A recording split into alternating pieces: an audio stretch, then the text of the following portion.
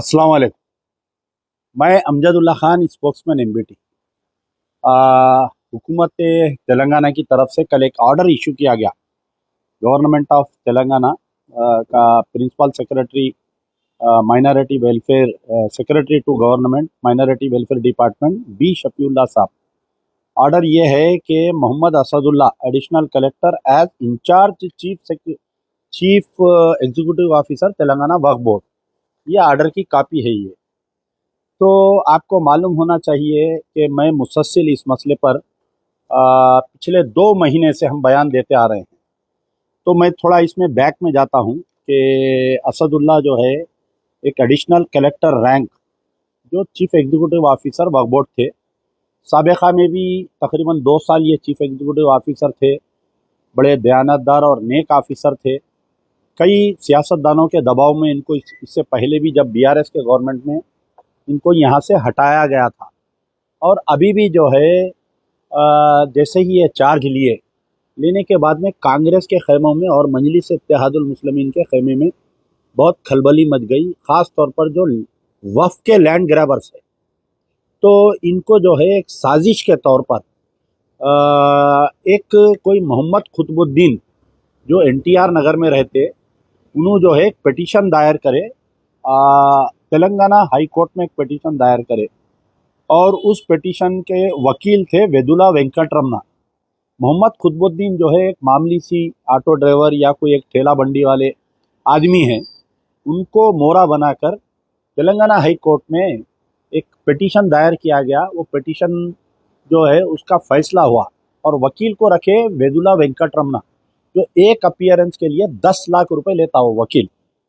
तो high court dated 5/8/2025 ये एक ऑर्डर आया। वहाँ पर ऑर्डर आया कि 5/8/2025 को तेलंगाना हाई कोर्ट का ऑर्डर आया कि एडिशनल कलेक्टर रैंक, अच्छा इसमें प्रे क्या था ये सुनिए आप। पिटिशनर की तरफ से प्रे ये था कि क्योंकि नया कानून आ चुका है वक्फ बोर्ड का, जो नरेंद्र मोदी की गवर्नमेंट वक्फ अमेंडमेंट एक्ट जो नया लेकर आए हैं, एज पर न्यू एक्ट जो है हिंदू या मुस्लिम जो चीफ एग्जीक्यूटिव ऑफिसर रह सकता है, हिंदू या मुस्लिम, और वो जो है जॉइंट सेक्रेटरी कैडर ऑफिसर रहने का है। क्योंकि Asadullah additional collector rank officer थे, इसलिए जो है एक पिटीशन दायर किया गया एक इंसान को मोहरा बनाकर, मोहम्मद कुतुबुद्दीन को, और उसका फैसला आया 5/8/2025 को। ये फैसला आया कि क्योंकि Mohammad Asadullah joint secretary cadre officer नहीं है, उनको फौरी हटा दिया जाए। किसी एक हिंदू या मुस्लिम ऑफिसर को, यहाँ पर है देखिए मुस्लिम या नॉन मुस्लिम, ये हाई कोर्ट का ऑर्डर है ये कि इसके अंदर। तो जैसे ही ये ऑर्डर आया तो तेलंगाना में जो है जब ये पेशी चल रही थी तो वक्फ बोर्ड के वकील जो है खामोश ठहरे हुए रहे हाई कोर्ट में। गवर्नमेंट ऑफ आंध्र प्रदेश के जो वकील थे, उनका तो बोलना ये था कि साहब आप ऑर्डर दियो, हम इसको इम्प्लीमेंट करते। यानी कहीं ना कहीं ये देखा गया कि रेवंत रेड्डी की सरकार, कांग्रेस गवर्नमेंट की सरकार तेलंगाना में वक्फ अमेंडमेंट नए एक्ट को लागू करना चाह रही थी। जैसे ही ऑर्डर आया, ये ऑर्डर आने के बाद में जो है जितने भी लैंड ग्रैबर्स थे, कौन सी भी पार्टी के रहने दीजिए, ये तमाम लोग खुश हुए क्योंकि असदुल्ला को हटा दिया जा रहा था। मैं बात एक असदुल्ला की नहीं कर रहा हूँ, मैं ये बात कर रहा हूँ कि यहाँ पर जो है वक्फ बोर्ड को किस तरीके से तबाह किया जा रहा है, वक्फ बोर्ड को किस तरीके से वक्फ के ज़मीनों को कब्जा किया जा रहा है, और एक ईमानदार और दयानतदार ऑफिसर को हटाने के लिए कांग्रेस और मजलिस इत्तेहादुल मुस्लिमीन का जो वक्फ माफिया है, ये एक होकर ये ऑर्डर लेकर आए। चलिए ठीक है, ये ऑर्डर आया, ऑर्डर आने के फौरी बाद में, यानी 5/8 को ऑर्डर आया और फिर एक 7/8 को एक नोटिस डाले। यानी ऑर्डर आना, ऑर्डर इंप्लीमेंट होना, it will take time in the government. तो इसको क्या करे, 5 तारीख के ऑर्डर को चैलेंज करते हुए आइए फिर वही आपके रिट पिटीशन नंबर 22692 ऑफ 2025 में आईए नंबर, इसमें फर्स्ट एंड सेकंड फिर 2 ऑर्डर लाए कि ये ऑर्डर जो है 5 तारीख का, इसको अमल नहीं किया जा रहा है।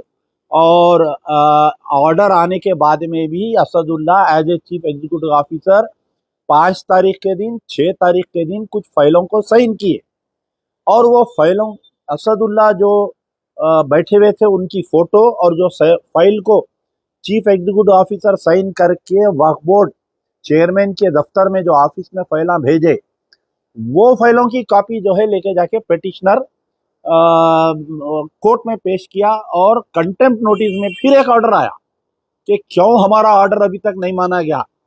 तो पहले टाइम 5 तारीख के दिन भी गवर्नमेंट प्लीडर खामोश थे, वक्फ बोर्ड का वकील खामोश था, और 7 तारीख के दिन भी दोनों खामोश थे। उसके बाद में क्या हुआ, आनंद फानंद में एक मीटिंग की गई, और शफीउल्लाह जो सेक्रेटरी माइनॉरिटी वेलफेयर है, फौरी उन्होंने एक ऑर्डर निकाले। 12 तारीख के दिन उन्होंने ऑर्डर निकालते हुए ये बोले कि as per the new Waqf amendment act, 12/8 के दिन देखिए शफीउल्लाह साहब की सिग्नेचर के साथ ये ऑर्डर आया कि as per the so and so Waqf act, so and so contempt notice, आप जो है नया वक्फ कानून लागू करते हुए आपके जॉइंट सेक्रेटरी कैडर ऑफिसर को वक्फ बोर्ड का सीईओ बना देना चाहिए। अब 5 तारीख के दिन, 5 तारीख 8वां महीना और 2025 से लेके कल यानी 14 तारीख 10वां महीना 2025, 15 अगस्त तक, यानी पूरा 2 महीने तक वक्फ बोर्ड में सीईओ नहीं रहा। 2 महीने के दरमियान कई हम केसेस में रिप्रेजेंटेशन नहीं कर सके, कई हमारे कीमती अराजियात जो है ज़मीना कब्जा हो गए।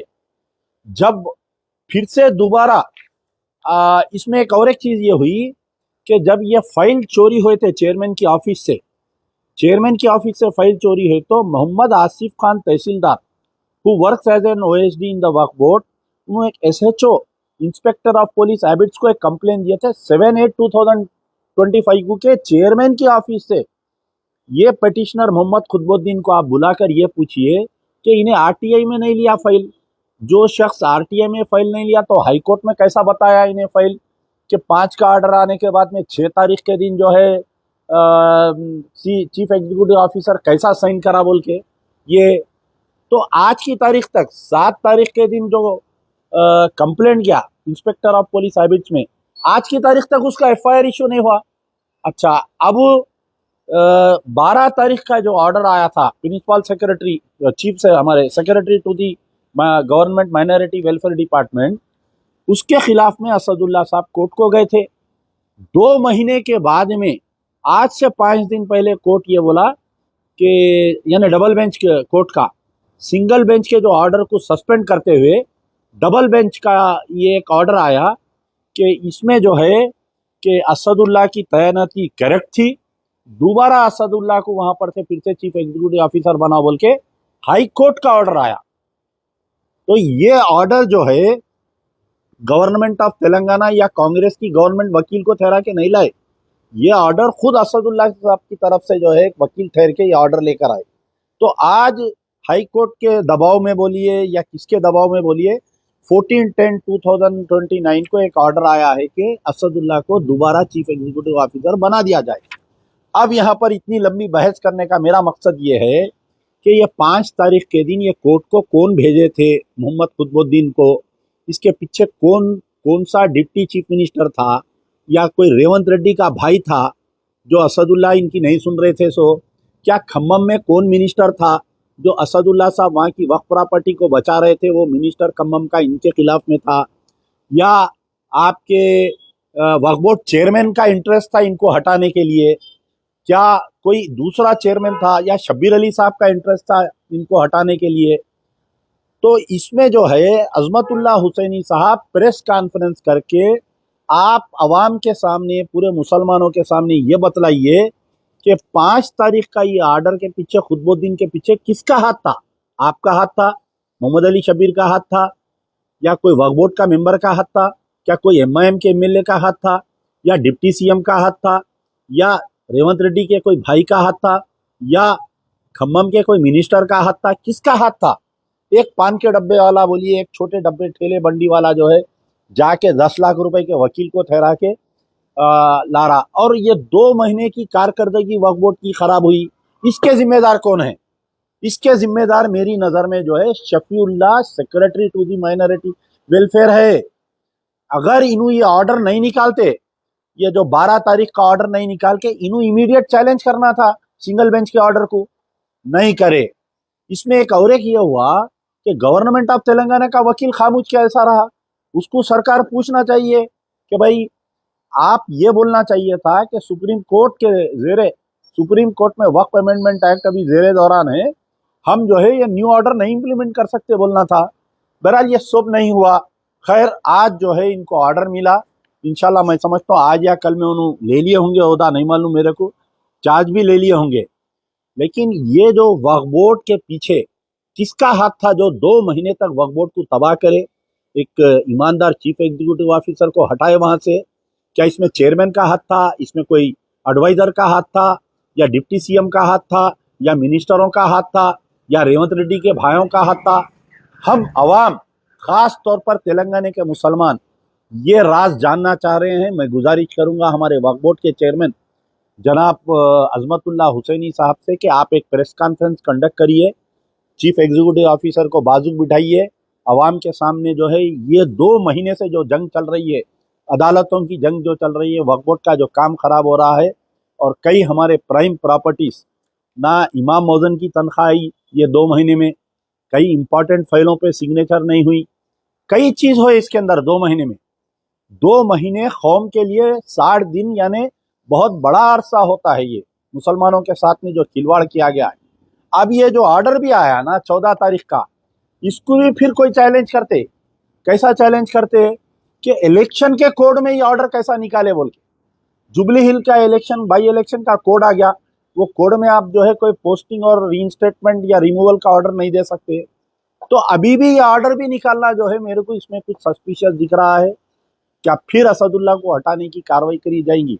बात असदुल्ला की नहीं है यहाँ बात है वक्फ बोर्ड को तबाह करने की बात हो रही है। लैंड ग्रावर्स का जो राज हो गया वक्फ बोर्ड में, उसको बर्खास्त करने की बात हो रही है। तो मैं रेवंत रेड्डी साहब से गुजारिश करूंगा कि आप इसके ऊपर जो है वाजे बयान दीजिए कि वक्फ बोर्ड के पीछे कौन थे जो हाई कोर्ट में गए और कौन थे। और बड़े हैरत की बात देखिए आप कि वहां पर एक शिया रुकून है वक्फ बोर्ड में, बेचारे 2 महीने से खामोश है। नया कानून लागू हो गया, अमेंडमेंट एक्ट, वक्फ अमेंडमेंट एक्ट। पूरे तेलंगाना में कितने मुस्लिम लीडर से बताइए, मैं मेरे प्रेस के बयान में बोलते रहा सबको, मैं जमात इस्लामी वालों से अपील किया। एक बेचारे हमारे मौलाना जाफर पाशा अपने जुमे के खुतबे में ये ऑर्डर के खिलाफ में बयान दिए, उनसे हटके कोई उलमा, कोई मशाइखीन, कोई जमात, all India Muslim personal law board के सदर साहब खालिद सैफुल्लाह रहमानी साहब इतनी बड़ी जंग लड़ रहे हैं आप वक्फ के कानून के खिलाफ में, लेकिन आपके स्टेट में ये वक्फ का नया कानून लागू हो गया था। 2 महीने तक आप मुंह में जबान नहीं थी आपके, आप एक बयान नहीं दिए। आपके बेटे जो है वक्फ बोर्ड के चैंपियन वक्फ एक्ट के चैंपियन बनते फिर रहे हैं, उन्होंने एक स्टेटमेंट नहीं दिया उन्होंने। तो ये मतलब था कि पूरे उलमा मशाइखीन खामोश रहे। फिर भी अल्लाह के फजल से ये ऑर्डर आया जो हुकूमत नादीन होते हुए दोबारा असदुल्ला साहब को लाने पर मजबूर हुई है। मैं चाहूँगा कि वक्फ बोर्ड के तमाम लैंड ग्रैबर्स और चोरों के खिलाफ में जो असदुल्ला साहब की जंग है, उसमें मजलिस बचाओ तहरीक हम आपके साथ में हैं। शुक्रिया, यार जिंदा। अस्सलाम वालेकुम। जैसा कि आप लोग जानते हैं कि आज से कुछ दिन पहले यानी 3 दिन पहले हमारे चीफ मिनिस्टर रेवंत रेड्डी साहब की जो असेंबली कॉन्स्टिट्यूंसी है कोड़ंगल, जो विकाराबाद डिस्ट्रिक्ट में आता है, उसके अंदर जो है बड़े पैमाने पे कार्रवाई की गई। और ये इस कार्रवाई में जो है 3 कब्रस्तानों की बाउंड्री वाल, ना सिर्फ बाउंड्री वाल तोड़ी गई बल्कि हर कब्रस्तान में 25 से 30 खबूरों को मिसमार कर दिया गया, डैमेज कर दिया गया पूरा। और एक छिल्ले महबूब सुबानी, एक दरगाह और एक आशुर खाने को शहीद कर दिया गया, यानी पूरा मिटा दिया गया। और इस कदर ये जो ऑपरेशन हुआ, रात में तकरीबन 2 बजे ऑपरेशन स्टार्ट हुआ और 4 बजे तक भारी जमीयत पुलिस की और विकाराबाद के एसपी और डीएसपी, एडिशनल एसपी, यानी पूरी विकाराबाद की पुलिस वहां पर मौके वारदात पर रहकर बड़े डोजरों से ये कार्रवाई की गई। तो जैसा ही, क्योंकि पिछले 1 महीने से ये सिलसिला चलते आ रहा था, 1 महीने से जो है कोडंगल के जो मुसलमान हैं ये चीफ मिनिस्टर से मिलने की कोशिश कर रहे थे, लेकिन इनको अपॉइंटमेंट नहीं दिया जा रहा था।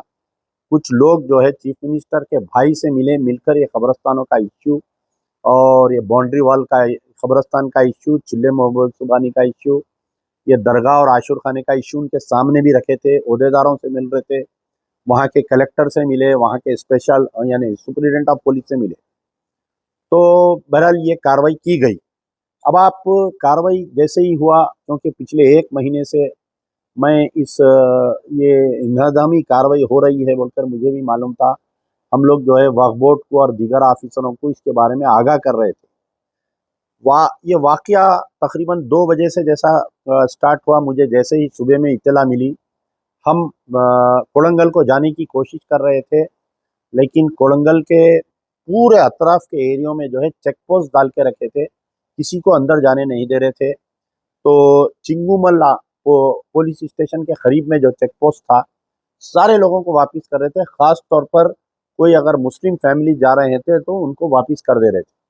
ना सिर्फ कोडंगल जाने से रोक रहे थे, बल्कि अतराफ के जो इलाके हैं, टांडोर, चिवल्ला, विकाराबाद, मोइनाबाद और आपके जितने इलाके हैं, वहाँ पर कोई मुस्लिम फैमिली को खास तौर पे नहीं जाने देते। अब हमारे को अरेस्ट करे, तकरीबन 5 बजे के टाइम पे मुझे छोड़ा गया। उसके बाद से जो है, मैं जब पुलिस अरेस्ट करी थी तो हमारे जो वक्फ बोर्ड चेयरमैन हैं अजमतुल्लाह हुसैनी साहब को मैं वहाँ से फ़ोन किया, तो मैं जब तक फ़ोन किया वो ये बताया कि मुझे कुछ नहीं मालूम। तो अब वो अल्लाह जाने कि वो अजमतुल्लाह हुसैनी साहब सही बोल रहे थे या वो झूठ बोल रहे थे, ये मुझे नहीं मालूम। ये उनका और उनके खुदा के बीच का मामला है। अब बड़े अफसोस की बात है, देखिए ये वाक़या हुआ इतवार के दिन, पीर मंगल अब चाहरशंबा आ गया, कल जुमेरात है।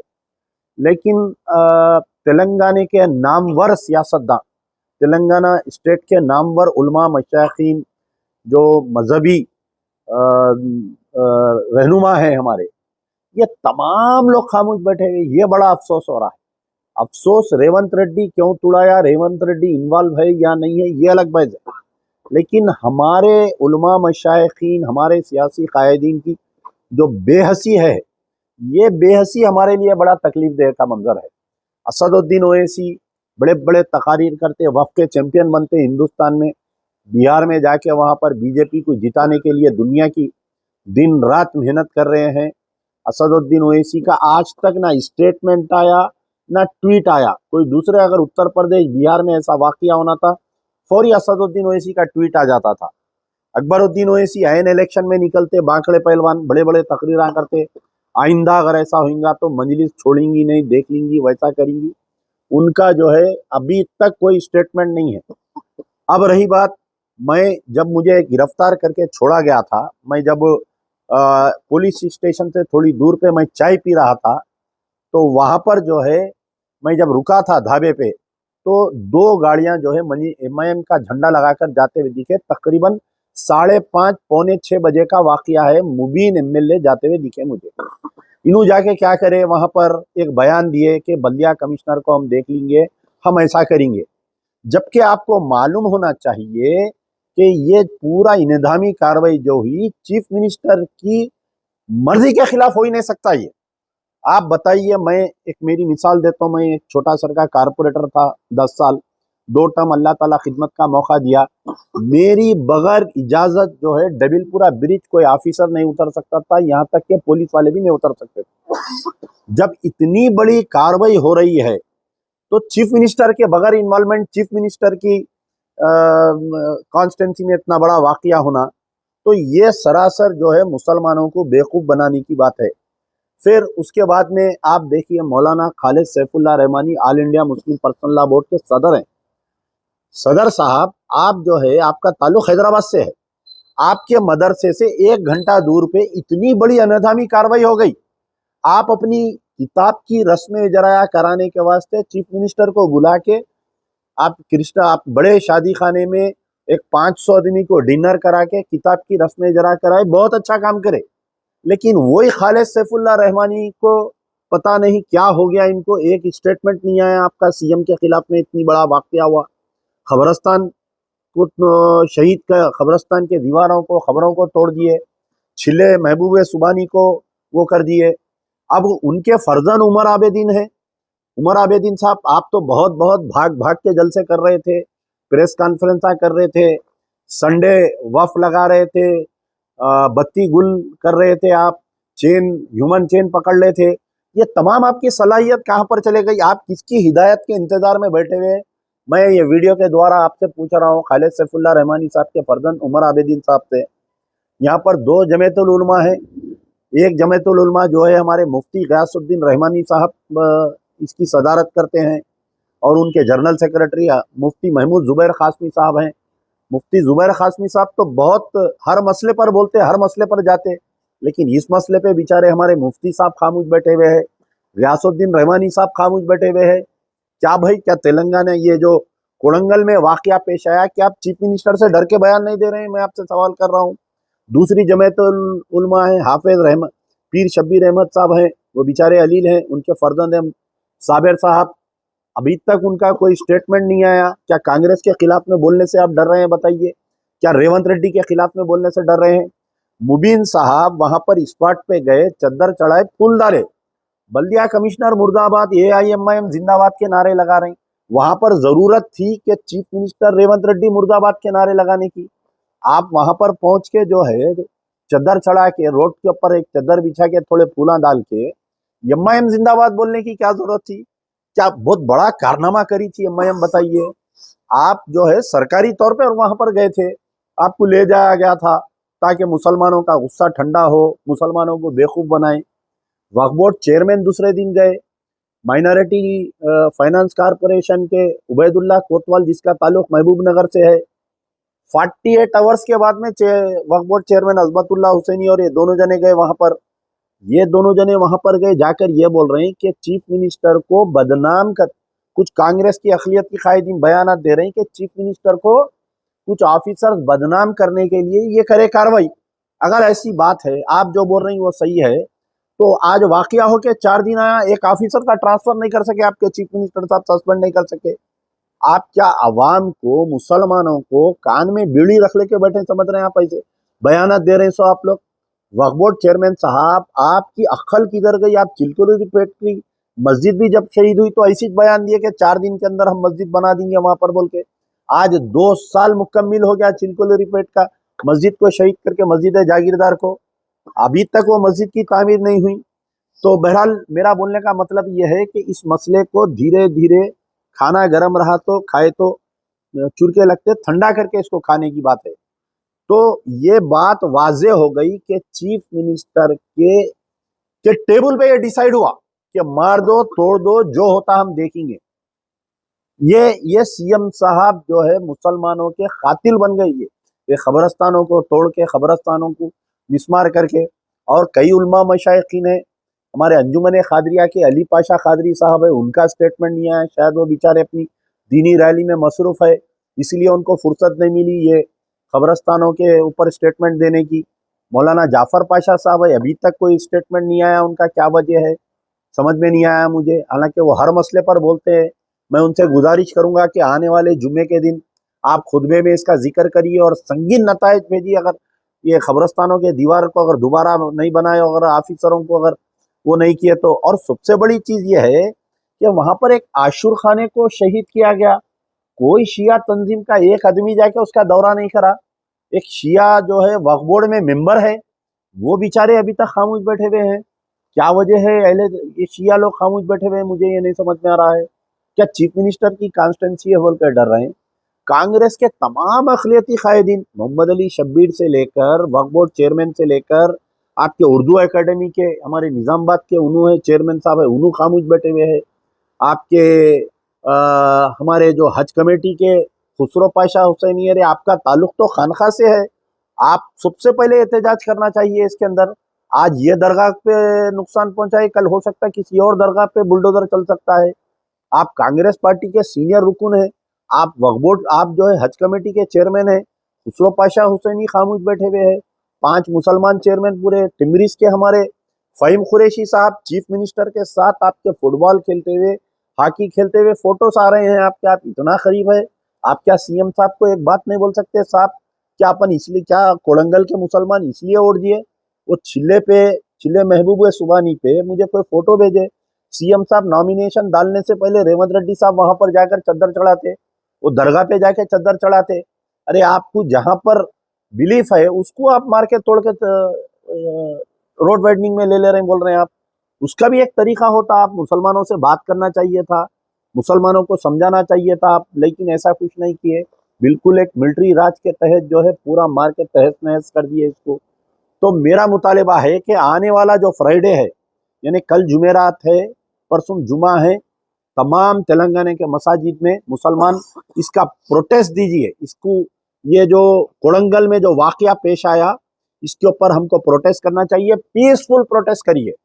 सीएम का बाज़ाब्ता हर मस्जिद के बाहर आप एक बोर्डिंग कार्ड, एक वो लिखिए कि we protest against the demolition of graveyards, Ashurkhana, Chille Mehboob Subani and ये जो भी Chille Mehboob Subhani Dargah, and we demand strict action from Revanth Reddy बोल के हर मसाजिद के, क्योंकि ऑलरेडी कोड़ंगल के मुसलमान उस दिन एहतजाज कर रहे हैं, हम उनका साथ देना जरूरी है।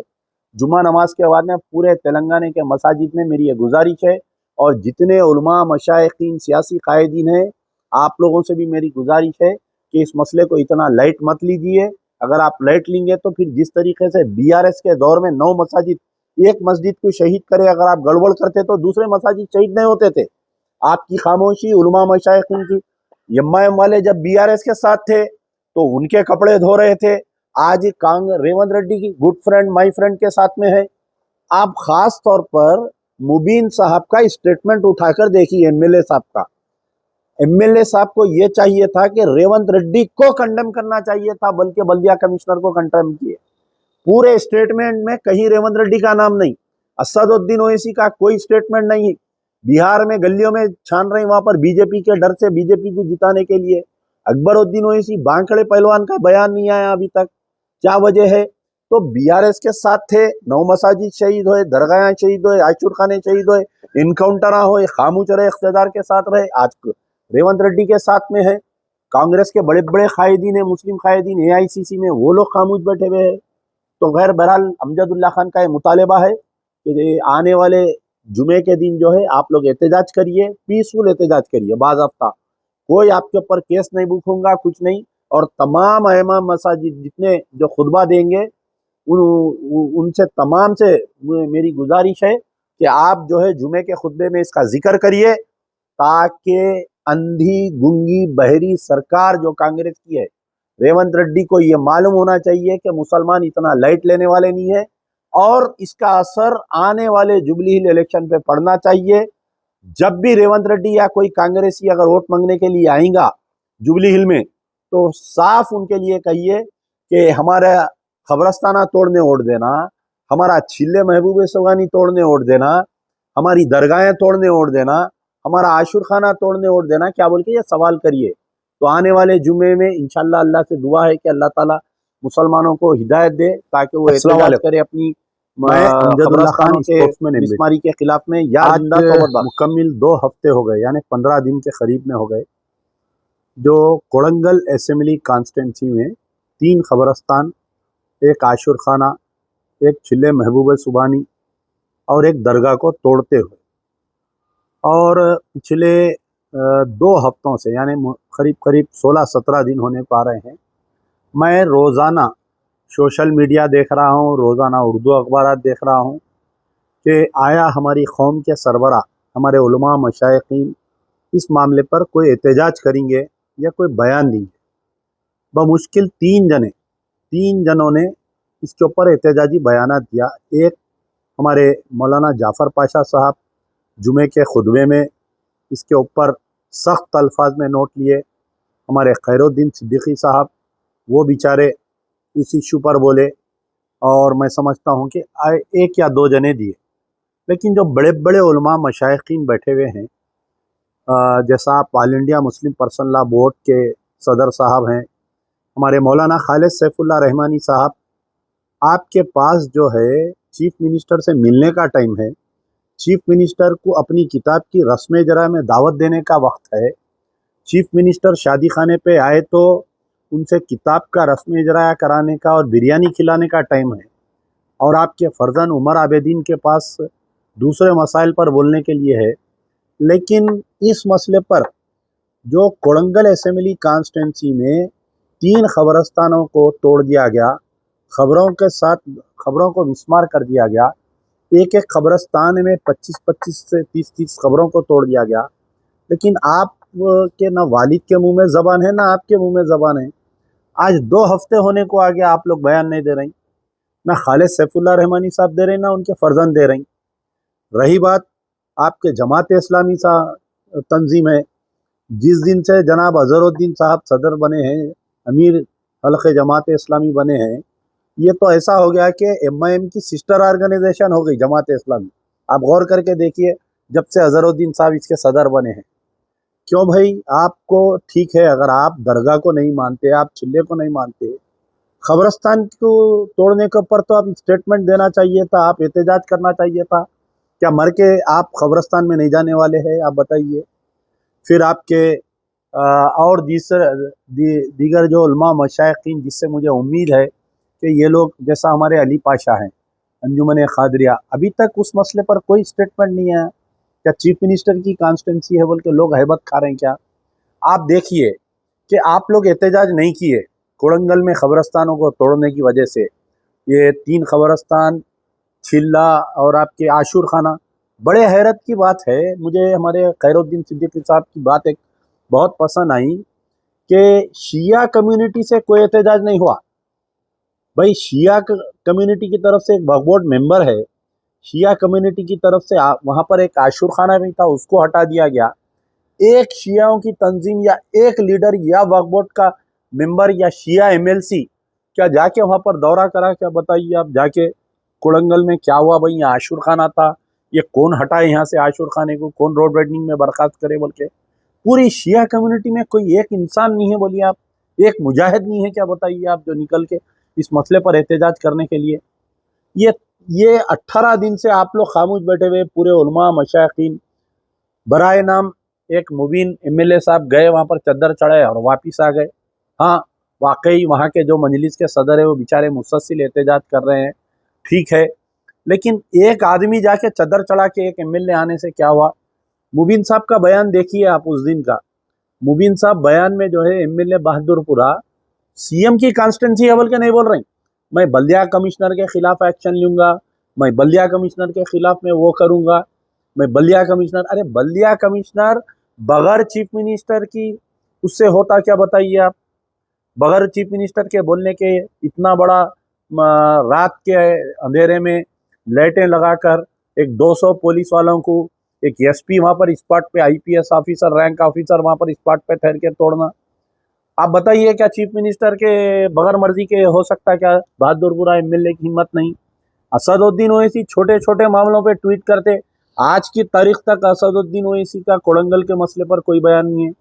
अकबरुद्दीन ओवैसी भाखड़े पहलवान का कोई बयान नहीं है। आप देखिए, ये आप लोगों की खामोशी आज जो है कोसगी मंडल, जो कोसगी म्यूनसिपैलिटी है, जो नारायणपेट डिस्ट्रिक्ट में आता है, लेकिन कोड़ंगल असेंबली कॉन्स्टिट्यूंसी यही चीफ मिनिस्टर की कॉन्स्टिट्यूंसी में कोसगी है म्यूनसिपैलिटी, वहां पर भी एक छिल्ले मुबारक को तोड़ने के लिए मार्किंग कर दिया गया वहां पर। आज कोसगी के लोग मुझे वीडियो भेजे, फोटोज भेजे, भाई इसके ऊपर आवाज उठाइए आप बोलकर। कोसगी कान खरीब में तोड़ने वाले हैं। एक आपके हाईटेक सिटी के आगे एक वहां पर बड़ा एक दरगाह है, एक छिल्ला मुबारक है, हैदरा वाले आके उसको मार्किंग करके गए। आज वहां से आपके घोटाला बेगमपेट की तरह बोराबंडे के लोग आकर गए मेरे कने, जो हाईटेक सिटी की रोड पे साहब तकरीबन 200 साल पुराना दरगाह है, छिल्ला मुबारक है, उसको पूरा मार्किंग करके गए हैदरा वाले। तो ये जो है हमारे उलमा मशाइखीन, हमारे जो सियासी लीडर जो खामोश बैठे हुए हैं, उनकी खामोशी की बदौलत ये हो रहा है। खालिद सैफुल्लाह रहमानी की खामोशी की वजह से ये दरगाह, ये खबरस्ताना, ये चिल्ले टूट रही। उनके बेटे की खामोशी की वजह से ये दरगाह, चिल्ले तोड़ने की हिम्मत हो रही गवर्नमेंट की। ये जमात इस्लामी के सदर अजहरुद्दीन की खामोशी की वजह से हो रहा। ये जमातुल उलमा, 2 जमातुल उलमा है, हाफिज पीर शब्बीर अहमद साहब खामोश है, आपके मुफ्ती साहब, हमारे मुफ्ती गयास साहब खामोश है, पूरे जने खामोश है। ये उलमा मशाइखीन की खामोशी, ये सियासतदानों की खामोशी की वजह से रेवंत रेड्डी की हिम्मत बढ़ते जा रही है। पहले कोड़ंगल में किए, अब जो है बोराबंडे में कर रही, फिर उसके बाद में एक खबरस्तान कहीं सनत नगर में खबरस्तान को साफ कर दे रही। तो आखिर हो रहा क्या बताइए आप।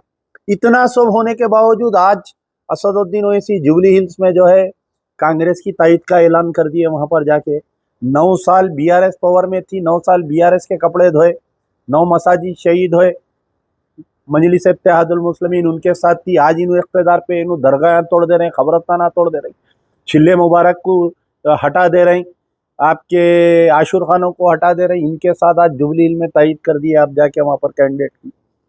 तो मेरा अच्छा, अब इसके अंदर सबसे बड़ा रोल जो है कांग्रेस के मुस्लिम कायदीन। पहले आइए आप वक्फ बोर्ड चेयरमैन साहब, जिस वक्त ये कोड़ंगल में खबरस्तानों को तोड़ रहे थे, मैं इनको कॉल किया तो बोले मुझे पता नहीं है। बोले दूसरे दिन आप गए वहाँ पर दौरा किया, आपके साथ में उबैदुल्लाह कोतवाल थे और हमारे चेयरमैन वक्फ बोर्ड अजमतुल्लाह हुसैनी साहब ये समझ रहे हैं कि मुसलमान कान में बीड़ी रख लेके बैठा हुआ है कि नहीं नहीं वो चीफ मिनिस्टर साहब को इत्तला नहीं थी इसलिए वो तोड़ दिए बोल के बोले आप। फिर उसके बाद में जो है उबैदुल्लाह कोतवाल भी यही बयान दिए। आज 15 रोज हो गया, अगर आपके चीफ मिनिस्टर को ये चीज़ नहीं मालूम थी तो 15 दिन में ये तोड़े सो इत्तला हुई नहीं हुई सीएम साहब को, तो सीएम साहब फिर एक्शन क्यों नहीं लिए 15 दिन में, मेरे को समझ में नहीं आ रहा है। चंद मुसलमानों को ज़बरदस्ती वहाँ से कोड़ंगल से उठाकर चीफ मिनिस्टर साहब अपने घर पे बुलाए, बेहतरीन बिरयानी खिलाए, बोल दिए कि खबरस्ताना टूट गए सो भूल जाओ, आप लोग जो है मेरे खिलाफ में मुहिम मत चलाओ। लेकिन काबिल मुबारकबाद है कोड़ंगल के मुसलमान चीफ मिनिस्टर के घर में चीफ मिनिस्टर की आंख में आंख डालकर बोलकर आए कि हम कोई कॉम्प्रोमाइज़ करने वाले नहीं हैं, ना तो छिल्ले मुबारक पे कॉम्प्रोमाइज़ होगा, ना आशूर खाने पे होगा, ना कब्रस्तानों के। तीनों खबरस्तान के कमेटियां वाले बोलकर आए, काबिल मुबारकबाद है। चीफ मिनिस्टर जब लोगों से मिल रहे थे खामोश तमाशा देख रहे थे। वक्फ बोर्ड चेयरमैन उनके मुंह में जबान नहीं थी, ये नहीं बोले कि साहब ऐसा कैसा आप लोग हटाए हो, आपके ऑफिसरों को सस्पेंड करो बोल के नहीं बोले यहाँ पर। तो बहरहाल ये जो खामोशी है चीफ मिनिस्टर जो है, मेरे को ऐसा दिख रहा आने वाले 5 साल में पूरे खबरस्तानों को इन्हों साफ कर देंगे, पूरे छिल्ले को हटा देंगे, पूरे आपके आशूर खानों को साफ कर देंगे और हमारी पूरी क़यादत खामोश बैठी हुई रहेंगी, वैसा दिख रहा। कोसगी के कल लोग आ रहे हैं वक्फ बोर्ड से मिलने के लिए, मैं उनको बोला हूं कि आप आइए वक्फ बोर्ड चेयरमैन से मुलाकात करिए। जैसा कोड़ंगल में स्टे आया, काबिल मुबारकबाद है, कोड़ंगल का एक नौजवान जाकर हाई कोर्ट में आशिर एडवोकेट के थ्रू जाकर हाई कोर्ट में वहाँ पर स्टे लेकर आए। इंशाल्लाह कोसगी के भी लोगों को मैं बोला हूँ कि आप लोग कोर्ट को अप्रोच होकर स्टे लीजिए वहाँ पर। और ये कोसगी के जो लोग फ़ोन करे वहाँ के नौजवान ये बोल रहे हैं कि भाई सबसे ज़्यादा यहाँ पर कांग्रेस के लोग जो है ये छिल्ला हटाने में पेश पेश है। क्या बताइए, कोसगी के कांग्रेस के जो अक़लियती कायदीन हैं, क्या आपको अल्लाह ताला लीडर इसलिए बनाया कि आप छिल्ले मुबारक को हटा दिए? क्या कांग्रेस को मुसलमान इसलिए वोट दिए कि कांग्रेस के मुस्लिम कायदीन ठहर के खबरस्ताना तोड़ाए, कांग्रेस के मुस्लिम कायदीन ठहर के छिल्ले मुबारक हटाए? आज मेरे पास नौजवान आजुर्दा होकर बोल रहे थे कोसगी के कि साहब हमारे यहाँ पर कांग्रेस के लीडर खुद आके ठहर के मार्किंग करा रहे हैं बोल के। कमिश्नर म्यूनसिपैलिटी से बात करे तो उन्हें बोल रहा कि हम नहीं कर रहे हैं, आपके लोग तोड़ ले रहे हैं, हम क्या करना बोल रहा हूँ। ये क्या सियासत चल रही समझ में नहीं आ रहा कांग्रेस के अक़लियती कायदीन की। जब कोड़ंगल के खबरस्तान तोड़े, मोहम्मद अली शब्बीर के मुंह में ज़बान नहीं थी, फ़हीम कुरैशी साहब के मुंह में ज़बान नहीं थी, उबैदुल्लाह कोतवाल के मुंह में ज़बान नहीं, सैयद अज़मतुल्लाह हुसैनी के मुंह में ज़बान नहीं, सबसे बड़ी चीज़ खुसरो पाशा हुसैनी है। आप खानखा वाले हैं, आप कम से कम आपको तो अक्ल रहना था, आपको तो ख्याल रहना था बयान देने का।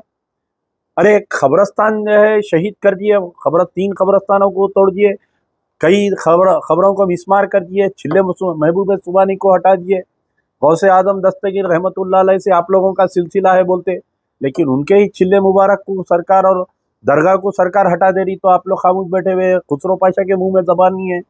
ताहिर बिन अमदार उर्दू एकेडमी के चेयरमैन लापता है बेचारे, उनके मुंह में ज़बान नहीं है।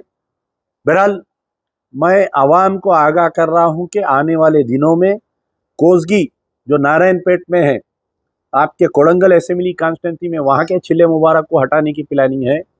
बोराबंडा और हाईटेक सिटी को जाते वक्त रास्ते में एक छिल्ले महबूब सुबानी है और एक दरगाह है, वहाँ पर हटा रही, और आपके सनत नगर के खबरस्तान को हटाने की कोशिश में है। अगर मुसलमान इस मसले पर खामोश रहेंगे, मुस्लिम कायदीन और मुस्लिम उलमा मशाइखीन इस मसले पर खामोश रहेंगे, तो आने वाले दिनों में हुकूमत सरकार रेवंत रेड्डी की और हिम्मत बढ़ेगी और ये पूरों को साफ करते जाएगा। आज आप लोगों का मुंह खोलने का वक्त है, इस पर एहतजाज करिए, बयान दीजिए, सोशल मीडिया पे जो हो सकता करिए। यार जिंदा सोबत बख्श। अस्सलाम वालेकुम, मैं अमजदुल्ला खान, स्पोक्समैन एमबीटी। फ़िलहाल मैं जो हूँ बोराबंडा फेज़ 3 साइट पर हूँ और दरगाह हज़रत सैयद लाल शाह मौला बाबा उर्फ मौला बाबा और छिले मुबारक गौसे आज़म दस्तगीर रहमतुल्लाह अलैह के यहाँ पर ठहरावा हूँ मैं। ये जो दरगाह है, ये दरगाह जो है 3 असेंबली कॉन्स्टिट्यूंसीज लगते हैं यहाँ पर। ये जो नीचे ब्रिज है, दरगाह के नीचे जो ब्रिज है वो है आपके जुबली हिल्स असेंबली कॉन्स्टिट्यूंसी आती, और जो दरगाह का एरिया है बिल्कुल बॉर्डर ऑफ कुकटपल्ली आती, और सामने का एरिया जो है शेरलिंगमपल्ली कॉन्स्टिट्यूंसी आती। यहाँ पर आज मेरा आने का मकसद ये है कि कल मेरे पास बोराबंडा फेज़ 3 के लोग आए थे और आज मेरे साथ भी है यहाँ के बुज़ुर्ग लोग, मकबूल शाह मलंग बाबा है, आप शरीफ शाह नक्शबंदी साहब हैं, और हमारे अब्दुल खदीर साहब हैं। ये जो पूरा दरगाह और छिल्ले के केयरटेकर है। ये इशू ये है कि आज से कुछ दिन पहले बलदिया वाले ये तोड़ने की कोशिश करे तो आप कोर्ट को जाके स्टे लेके आए।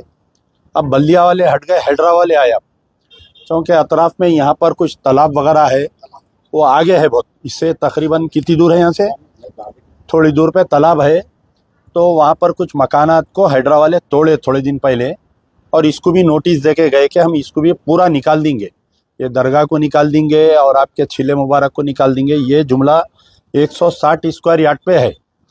तो दरगाह जो है कई ऐसे मुकामात है जहाँ पर तालाबों के एक कार्नर में और तालाबों के किनारे ये कई दरगाहें हैं यहाँ पर, लेकिन पता नहीं कि रेवंत रेड्डी की सरकार आई जब से जो है ख़बरस्तानों को, दरगाहों को, छिले मुबारक को और आपके आशूर खानों को टारगेट कर रहे हैं ये लोग। तो ये टारगेट करते हुए इसको निकालने की कोशिश कर रहे हैं, और बड़े शर्म की बात है कि यहाँ के मुकामी कारपोरेटर और यहाँ के मुकामी अक़लियती कायदीन भी इसको निकाल दो साहब बोल के जाके हैदरा वालों को चढ़ा रहे हैं।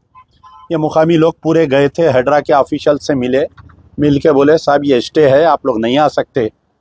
तो अभी तक ये इंटैक्ट है, लेकिन हमको डर ये है कि जिस तरीके से रिसेंटली कोड़ंगल में रात में जो है लेटा लगा के रात कोड़ंगल जहाँ की सीएम की असेंबली कॉन्स्टिट्यूंसी है, वो सीएम जहाँ के एमएलए है, तो वहाँ पर जो है 3 ख़बरस्तानों के दीवार, और हर ख़बरस्तान में 20 से 25 ख़बरें, कई तो ऐसे ताज़े ख़बरें हैं जो 6 महीने पहले दफन हुए, सो उनके ख़बरें हैं।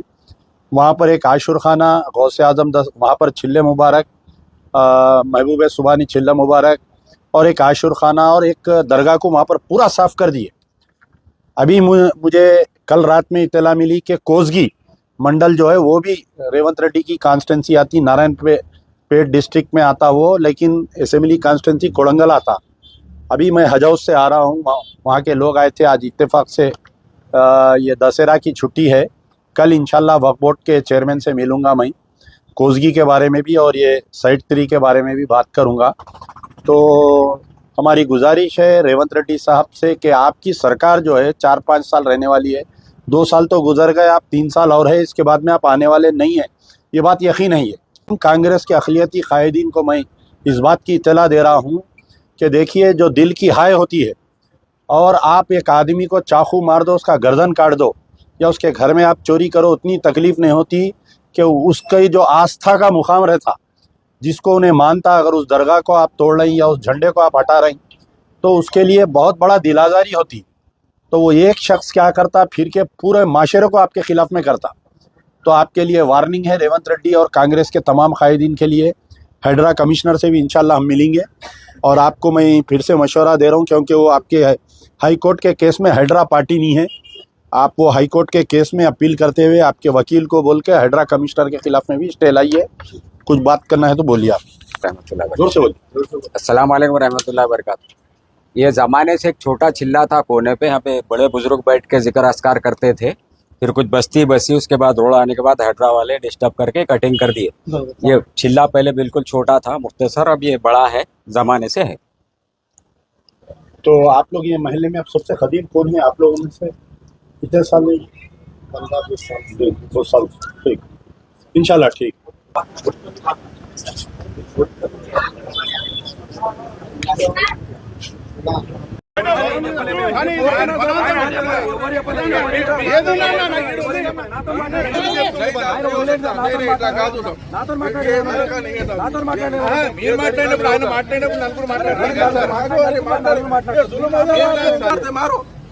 अरे मर गए सो वालों की खबरें तोड़ दे के जो साफ कर दे रहे, जिंदा आके लोग पूछो तो मारते बोल रहे तुमला।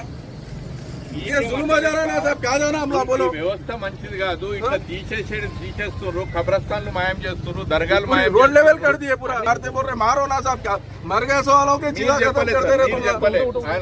नहीं नहीं साहब, नहीं होता, नहीं नहीं नहीं ऐसा नहीं होता, नहीं तो गलत नहीं होता, नहीं नहीं ऐसा नहीं। మేమేమైనా చెప్తున్నామా?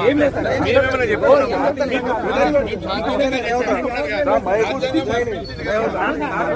नहीं साहब, नहीं नहीं नहीं होता है, तरीका नहीं होता। अरे मैं खुद नहीं मिलता। हाँ आप लोग ऐसा करे तो कैसे साहब, आप लोग बोलो मेरे, आप बोलो मेरे को।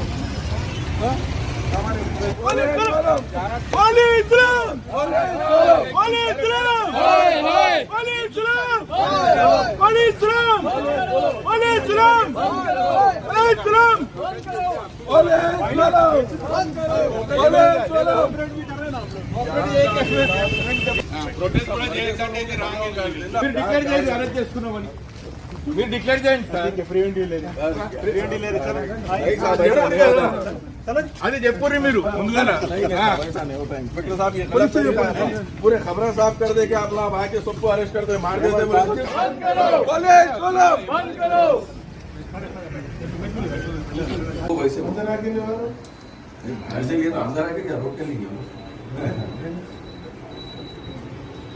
आज रात में 3 बजे जो है, रात के अंधेरे में कोड़ंगल, जो रेवंत रेड्डी चीफ मिनिस्टर की असेंबली कॉन्स्टिट्यूंसी है, उसके अंदर 2 चिल्ले मुबारक और 2 आशुर खाना और एक बड़ी दरगाह थी जो विकाराबाद डिस्ट्रिक्ट में आता है, वहाँ पर जो है, और एक खबरस्तान के 2 खबरस्तानों के 3 खबरस्तान के पूरे बाउंड्री वॉल तोड़ दिए।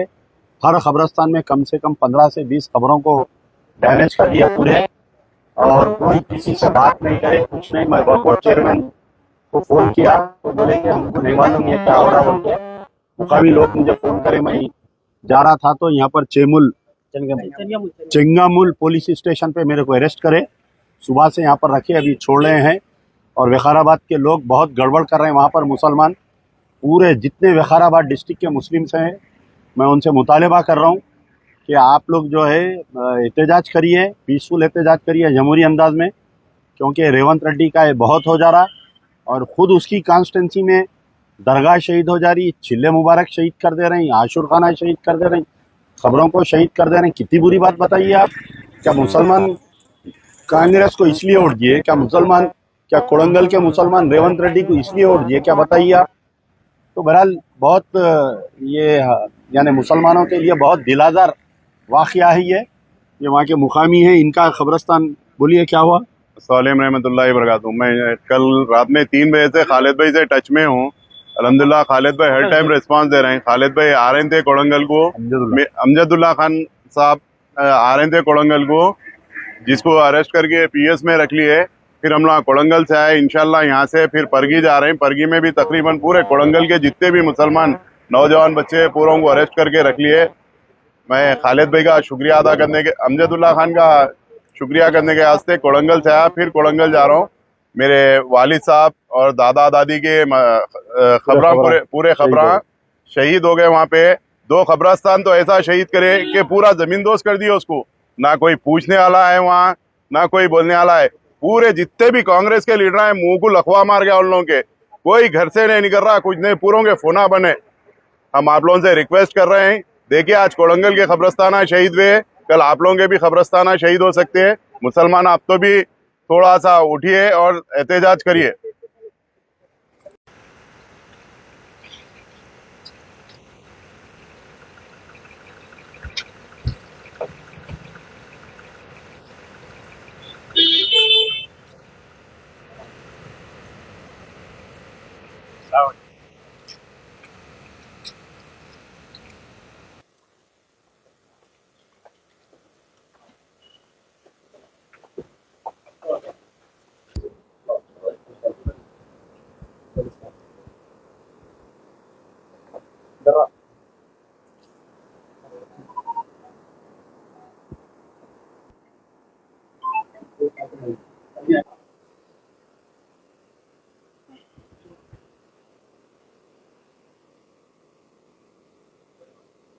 शो नहीं हो रही थी।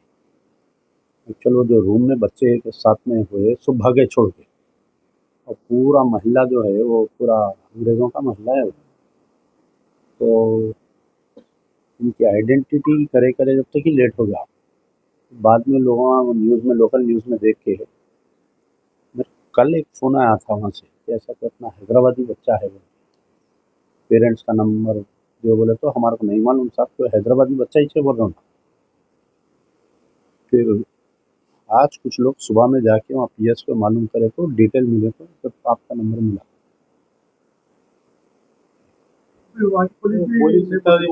पुलिस वाले बच्चे चला करे रायचूर के डिस्ट्रिक्ट के बच्चे। हाँ, ये और रायचूर का बच्चा आपके बच्चे का दोस्त है, वो वही रूम में रहता था। अच्छा, तो ये रायचूर वाले बच्चे को पुलिस वाले कहीं क्यों चला करे? दोस्त है तुम्हारा, कैसा मालूम पुलिस वालों के बच्चे का दोस्त? नहीं, वहाँ शिका यूएस के अलग अलग स्टेट के व्हाट्सएप पे फिर रहा हो, ठीक है, मेहदनगर का बच्चा है। पुलिस वाले इन्फॉर्म नहीं थे, हमारे पास ऐसा उनको इन्फॉर्मेशन नहीं मिली ना। तो गूगल कंपनी में काम करता था। हाँ, फिर गूगल कंपनी वाले काम करते वाला इतना करते। ये दूसरा जो बच्चे थे उसमें वो भी गूगल कंपनी में काम करते। हाँ, I totally understand, I am not saying but they need to. अच्छा, ये जो है इनका प्रोफाइल है, ये लिंक्डइन में 2 वीक्स बैक इन्होंने पोस्ट करे, एग्जैक्टली 15 डेज ही थे। हाँ, यहाँ से 15 डेज जब ये इंसिडेंट हुआ। अभी ने आप इसमें 2 वीक्स बता रहा। ये स्क्रीनशॉट कौन भेजे आप लोगों को? नहीं मैं निकाला हुआ है। देखिए, मैं अमजदुल्ला खान, स्पोक्समैन एमबीटी। मैं फ़िलहाल जो हूँ महबूब नगर में हूँ। आज जो है सुबह में हमें एक इत्तला मिली है कि महबूब नगर के एक लड़का जिसका नाम है मोहम्मद निज़ामुद्दीन, 31 ईयर्स एज, जो सेंटा क्लारा कैलिफोर्निया में रह रहा था। एक्चुअल ये उनके वालिद है मोहम्मद हसनुद्दीन, और ये उनके दोस्त है हमारे सैयद फुरखान अहमद। ये हमारे सैयद निज़ामुद्दीन की फ़ोटो है, देख सकते हैं आप लोग। तो इशू ये हुआ कि आज से तकरीबन 2015 दिसंबर में सैयद निज़ामुद्दीन जो है मास्टर्स करने के लिए, masters in computer science, Florida institute of technology में गए थे, और 2017 में अपनी पढ़ाई ख़त्म किए। उसके बाद में जो है वर्जीनिया एम्प्लॉयमेंट कमीशन ज्वाइन किए, SOCH कंपनी, फिर सेकंड कंपनी ज्वाइन किए सितंबर 2018 टू अप्रैल 2021। ये जो है फ्लोरिडा में अपनी पढ़ाई कंप्लीट करने के बाद में रिचमॉन्ड एरिया में वहाँ पर रह रहे थे। फिर उसके बाद में ये जो है कैलिफोर्निया मूव हुए, सेंटा क्लारा में, वहाँ पर जो है गूगल कंपनी में जॉब कर रहे थे फ्रॉम अप्रैल 2021 टू जनवरी 2024। ये कुछ दिन पहले इनको जॉब से रिमूव कर दिए थे। तो इन्हों जो है हमारे निज़ामुद्दीन साहब एक मैटर लिखे सोशल मीडिया पे, मेरे साथ ऐसा रेसिज्म किया जा रहा है और मेरे पे बहुत ज़्यादा तंग किया जा रहा है बोल के। ऑलरेडी सम 2-3 वीक्स बैक जो है ये हमारे कने उसका मैटर है, लिंक्डइन में इन्हों जो है ये पूरा उनका ड्राफ्टिंग है कि किस तरीके से उनको सताया जा रहा था, रेसिज्म किया जा रहा था ये पूरा। तो आज जो है सुबह में हमें एक टेलीफोन आया, 2 दिन से जो है यूएस के व्हाट्सएप पे एक न्यूज़ फिर रही थी कि कोई एक लड़के को पुलिस ने गोली मार दिया बोलकर। जब ये इसकी पूरी हम तहकीकात करें तो मालूम हुआ कि मोहम्मद निज़ामुद्दीन महबूब नगर के रहने वाले, वहाँ पर पुलिस जो सेंटा क्लारा की पुलिस है, इनको बुलेट फायर करी, 4 बुलेट्स लगे इनको, और ये वाक़या होके तकरीबन 12 दिन होता है, 15 डेज बैक ये वाक़या हुआ। और ये इस 15 दिन में ना तो ये सेंटा क्लारा की पुलिस उनके वालिदैन से कांटेक्ट करी, ना तो इंडियन काउंसलेट, जो वहाँ पर इंडियन काउंसलेट है सैन फ्रांसिस्को में, इंडियन काउंसलेट इनको कांटेक्ट नहीं की, Indian embassy in Washington DC इनको कांटेक्ट नहीं की। तो ये 15 दिन से वहाँ पर बच्चे की बॉडी पड़ी हुई है। आज सुबह में हमारे को इत्तला मिली, फिर मैं इनके वालिद से बात किया, फिर इनको भी कोई फोन आया, कोई आपको किसका, रायचूर के लड़के का फोन आया, कोई रायचूर का लड़का इनके बच्चे का जो दोस्त है पहले जो रिचमंड में रहता था। तो अब वहाँ की जो सेंटा क्लारा की पुलिस का स्टेटमेंट हम देखे तो वो स्टेटमेंट में ये बता रहे हैं कि रूममेट आपस में लड़ रहे थे और इन्हों चाकू मार रहे थे। वो पुलिस वाले घुस के देख के इनको और सामने वाले की जान बचाने इनको 4 गोलियां मार दी। तो ये तमाम पूरे वाकयात पे हमारे को शक व शुबात है, क्योंकि ये मरने से 15 दिन पहले लड़का खुद पूरा सोशल मीडिया पे लिखा था कि मेरे पीछे डिटेक्टिव्स को लगाए। और जो रूममेट जो बोल रहे हैं ये लोग, उसका नाम क्या है, जो डिटेक्टिव के टाइप में आया था उन्हें, इरिक थॉमसन। तो उसमें खुद को उन्हें ये बोल रहा कि कंपनी की तरफ से एक डिटेक्टिव बन के आया था। तो ऐसा क्या बच्चा कर रहा था जो इसके पीछे कंपनी वाले एक डिटेक्टिव को लगाए थे। तो ये तमाम चीजें हैं। ये शूटिंग जो हुई है ये किस वजह से हुई है, ये क्यों हुई है, हमारा मुतालबा है इंडियन गवर्नमेंट से, खासतौर पर डॉक्टर सुब्रमण्यम जयशंकर साहब से हमारा मुतालबा है, एक्सटर्नल अफेयर मिनिस्टर से, कि आप जो है Indian embassy in Washington DC और Indian consulate in San Francisco को आप जो है प्रेशर करिए, करके इसके ट्रू फैक्ट्स मालूम होना हमारे को। बच्चे की जान चले गई, कोई मुर्गी का बच्चा बकरी का बच्चा नहीं है उठा के 4 गोलियां मार देने के लिए। और बार बार ये जो सेंटा क्लारा पुलिस क्लैरिफिकेशन दे रही है तो हमारे को क्लैरिफिकेशन समझ में नहीं आ रहा। तो ये तमाम चीज़ें थी, ये शक व शुबात है। हम चाहते हैं कि इसकी इन्वेस्टिगेशन हो और जल्द से जल्द बॉडी जो है यहाँ पर इंडियन गवर्नमेंट की तरफ से बॉडी महबूब नगर को लाना चाहिए। और आज जो है हमारे इनके वालिद साहब मोहम्मद हसनुद्दीन साहब की तरफ से एक लेटर हम जो है minister for external affair doctor Subrahmanyam Jaishankar साहब को भेजे हैं और रेवंत रेड्डी चीफ मिनिस्टर तेलंगाना को भी हम भेजे हैं। और यहाँ का जो तेलंगाना का एनआरआई सेल है उनको भी हम रिक्वेस्ट करें हैं कि जल्द से जल्द बॉडी यहाँ पर भिजाइए और सेंट्रल गवर्नमेंट इसमें इन्वेस्टिगेशन करना चाहिए। बाज़ाफ्ता इंडियन एम्बेसी की टीम वहाँ स्पॉट पे जाना, वहाँ पर जाके कि आया 15 दिन हो गया है बच्चा मर के, अभी तक हमारे को क्यों नहीं मालूम हुआ ये बात। आप देखिए अमेरिका है, आप अगर वहाँ पर एक मामूली सी बर्गर खरीदने के लिए अंदर जाते तो आपका पूरा बॉडी स्कैन हो जाता। वहाँ पर जो पुलिस को एवरी मोमेंट, अगर मैं हैदराबाद से जाके अगर शिकागो में घूम रहा हूँ, यूएस में घूम रहा हूँ, तो वहाँ की पुलिस के हर चीज़ रहती, मेरे पूरे फैमिली डिटेल्स रहते हैं स्टूडेंट्स के वहाँ पर। तो 15 दिन तक क्यों इन्फॉर्म नहीं किए इंडियन एम्बेसी को या इंडियन काउंसलेट को, वहाँ की लोकल पुलिस, ये भी हमारे को शक व शुबात है। बहरहाल ये बच्चे की जान चले गई और हम इंडियन गवर्नमेंट से करते हैं कि आइंदा और किसी की भी जान जा सकती। हमारे बच्चे जो है लाखों रुपए जाके वहाँ पैसे डाल के पढ़ रहे, तो कोई फ्री में हमारे बच्चे नहीं पढ़ रहे। अमेरिका में जाके अमेरिकन गवर्नमेंट को बिलियंस ऑफ डॉलर्स का इनकम हो रहा हमारे इंडियंस की तरफ से, पढ़ने की तरफ से। आप कोई भी यूनिवर्सिटी में जाके वहाँ देखिए, आप पूरा हमारे आंध्रा और तेलंगाना के बच्चे भरे हुए हैं वहाँ पर, उसके बाद में कर्नाटका और महाराष्ट्र के बच्चे हैं। तो और कुछ इसमें मजीद मालूमात है। इनके जो दोस्त है हमारे हमारे मोहम्मद निजामुद्दीन के सैयद फुरखान अहमद, आपका क्या मालूमात है, बोलिए, आइए इधर। आप मैं हूँ सैयद फुरखान अहमद। जोर से बात। मैं हूँ सैयद फुरखान अहमद। तो मैं निज़ाम का एक्चुअली बचपन का दोस्त। तो अभी हुआ क्या कि हमारे को मॉर्निंग ग्रुप्स में ऐसी इत्तला मिली कि उनको एक बच्चा महबूब नगर का जो है उसको शायद शॉर्ट डेड कर दिया, मतलब उसको गोली मार दी। तो जब हम उसकी तहकीक करने ग्रुप्स में देखे तो ऐसा बोला जा रहा कि एक लड़का है जो हाथ में चाकू पकड़ के दूसरे लड़के को स्टैप करने की कोशिश करा, तो उसको इनकाउंटर करे हुए। तो जब मैं यहाँ पे आया, घर पे आके मेरे दोस्त के भाई से जब मैं मुलाकात करा तो मेरे को एक इंटेल मिला। इंटेल के अकॉर्डिंगली लिंक्डइन में 2 वीक्स बैक निज़ाम एक ऐसा पोस्ट डालते हैं जिसके अंदर वो कहते हैं कि मेरे साथ रेसिज्म, जरा पढ़ के सुनाइए पूरा, हरासमेंट हो रहा। So I will just read it out to you. तो ये लिंक्डइन प्रोफाइल, ये उनकी लिंक्डइन प्रोफाइल है and I will read out to you. Major points पढ़ो। या So I have been a victim of racial hatred, racial discrimination, racial harassment, torture, wage fraud, wrongful termination, and obstruction of justice. Today I decided to raise my voice against all odds. Enough is enough. White supremacy, racist white American mentality has to end. Oppression of corporate tyrants must end and everyone involved in it must be punished severely.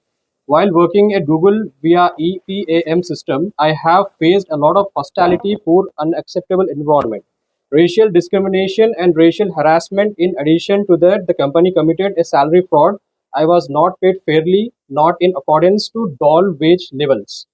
They altogether wrongfully terminated my employment. It did not end here. They continued their harassment, discrimination, and intimidating behavior for health of a racist detective and a team. So mostly वो ये बोल रहे हैं कि मैं company में उनको Fairlie जो है सैलरी नहीं मिल रही थी, रेसिज्म चल रहा था, लाइक वो ब्राउन है इसकी वजह से उनको जो है इनजस्टिस फेस करना पड़ा था, मेंटल टॉर्चर से, हरासमेंट से गुजरना पड़ा था. It's not only that, like वो इंडियन है या किसी और रेस से बिलोंग करते हैं, तो जो कॉमन है यूएस में. एंड उसके अलावा भी कंपनी के अंदर जो है उनको फ्रॉड जो है वो शायद सस्पेक्ट हो रहा था. इसके अकॉर्डिंग कंपनी भी क्या करी थी, उनके पीछे कोई डिटेक्टिव लगा दी थी. सो जो टेंडेंट्स उनके साथ रह रहे थे, तो इसमें और स्टेटमेंट में वो ये भी बोल रहे कि जो टेनेंट्स उनके साथ जो रह रहे थे, वो टेनेंट्स भी one of the tenant was detective. One of the tenants was a detective. He is a new tenant and वो उनके पीछे हाथ धो के पड़ा हुआ था और उनको खाने में जहर डाल के मारने की कोशिश कर रहे थे वो लोग. वो भी लिखे उन्होंने. वो भी इसके अंदर मेंशन्ड है, हर चीज स्टेटमेंट के अंदर मेंशन्ड है. He tried to kill him. He tried to kill him. It's like attempt to murder. Then I guess कि उसके वजह से जो मेंटल टॉर्चर उन फेस और हॉस्टाइलिक बिहेवियर भी करे, लाइक उनकी जॉब चली गई थी, जॉब जाने के बाद वो शायद इंडिया वापस आना चाह रहे थे, शायद उनका पासपोर्ट वगैरह वो लोग कुछ करे वहाँ पे, एंड हॉस्टाइल बना लिया उनको, वहाँ पे कैद कर दिए. कैद करने की वजह से वो आ भी नहीं सक रहे थे. एंड एग्जैक्टली जो पोस्ट हुआ वो 2 वीक्स बैक का है. तो हमारे को जो न्यूज़ मिली जब वो ही इज डेड राइट, सो वो भी 15 डेज बैक की है. जो ये टाइमलाइन है, ये टाइमलाइन एग्जैक्टली मैच करी है पोस्ट के थ्रू. सो ऐसा सस्पेक्ट किया जा रहा कि शायद वो पोस्ट करने के बाद इनके साथ वो हादसा हो गया. ठीक. जो है वहां पर के जो पुलिस चीफ है, तो वो लोग जो एक वीडियो रिलीज करें, वो मेरे फेसबुक पे भी है, मैं डाला, ट्वीट भी किया, तो उसमें सिर्फ ये बता रहे हैं कि उनके बॉडी कैमरा जो पुलिस वाला जो रूम में एंटर हो रहा और विदाउट एनी कॉशन गिविंग, क्योंकि उमन तो ऐसा होता है कि अगर कोई आपको खतरा है तो आप पहले हवाई माइक के जरिए से वो लोग नहीं पहले तो हवा यानी एयर राउंड होता, फिर उसके बाद में फ्रीज बोलते, वार्निंग देते. यहाँ कुछ नहीं हो रहा. यहाँ पर सिर्फ खाली एक पुलिस ऑफिसर अंदर जा रहा सो बता रहा, और फिर बाद में पुलिस ऑफिसर का प्रेस कॉन्फ्रेंस आ रहा कि इनको हम 4 राउंड फायर करें और इन्हों जिसको मारे उन्हें भी जख्मी है, उन्हें हॉस्पिटल में. और एक चीज़ ये हो रहा है कि ग्रुप्स में पूरा मिस इन्फॉर्मेशन दे रहे हैं बच्चे के ताल्लुक से, कि कोई 2 बच्चे आपस में लड़ लिए, एसी का कुछ रेंट देना था, वहाँ पर कोई ज़रूरत ही नहीं थी एसी का, क्योंकि he was an employ of Google company. The Google company gave him the, वहाँ पर उनको रूम दिया था रहने के लिए. तो everything is maintained by the company, AC रहो, पानी रहो, जो भी है. तो ये जो सोशल मीडिया पे और जो व्हाट्सएप ग्रुपों में बच्चे का कैरेक्टर असैसिनेशन कर रहे हैं, मैं उनसे खुदारा रिक्वेस्ट करता हूँ कि देखिए, मरने वाला तो मर गया, वो शहीद है, वो तो उसकी रूहानी को तकलीफ मत दीजिए. अगर आपको मालूमात नहीं है, अगर आप जो है गैर ज़रूरी कमेंटा कर रही, तो अल्लाह करे आप भी जवाब दे है. तो वो बच्चे की रूहानी को आप ऐसा तकलीफ मत दीजिए, उनके माँ बाप को आप तकलीफ मत दीजिए कि एक जवान बेटा खो दिए. उनको जो है हमारे हसनुद्दीन साहब को 2 लड़के हैं, एक लड़की है, तो दूसरा लड़का भी यहाँ पर बहुत गमज़दा है, वो भी बेचारे बहुत गमज़दा है. तो जो सोशल मीडिया में आ रहा है कि एसी के पैसों के ऊपर झगड़ा हुआ, एक बच्चा बेरोजगार था, उन्हें पैसे नहीं दे रहा था, तो 2 बच्चे आपस में लड़ लिए, वो दूसरा बच्चा हैदराबादी था. वैसा नहीं है, वो जिससे झगड़ा हुआ था उन्हें डिटेक्टिव है, उन्हें क्या नाम है उसका, एरिक थॉमसन उसका नाम है. वो कंपनी की तरफ से एज ए डिटेक्टिव इनके रूम में भिजाया गया था उन्हें. हाँ, लिख रहा हूँ मैं, एरिक थॉमसन है उसका नाम, एरिक थॉमसन.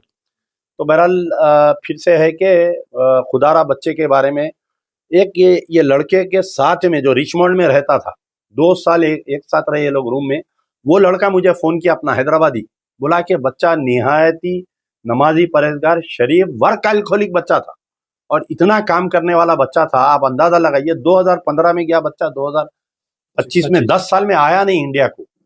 तो इसका मतलब है कि he was a very dedicated person. तो मैं उनके वालिद से भी गुजारिश करूंगा कि आप कोई डिमांड नहीं है, डेड बॉडी हमको दे देना, और जो इत्तला देर से दिए हैं उन लोगों को सजा देना जरूरी है. 15 दिन के बाद में इतला, वो भी प्राइवेट इतला नहीं, अभी भी पुलिस वाला भी इतला नहीं दिया। अभी तक आपको कोई गवर्नमेंट से इतला नहीं है। ये भी नहीं नहीं बच्चे का गवर्नमेंट से आपको कोई भी कोई इंफॉर्मेशन नहीं है। ना सेंटा क्लारा की पुलिस से कोई इंफॉर्मेशन है, ना कैलिफोर्निया पुलिस से कोई इंफॉर्मेशन है, ना इंडियन गवर्नमेंट जो इंडियन एम्बेसी काउंसलेट से कोई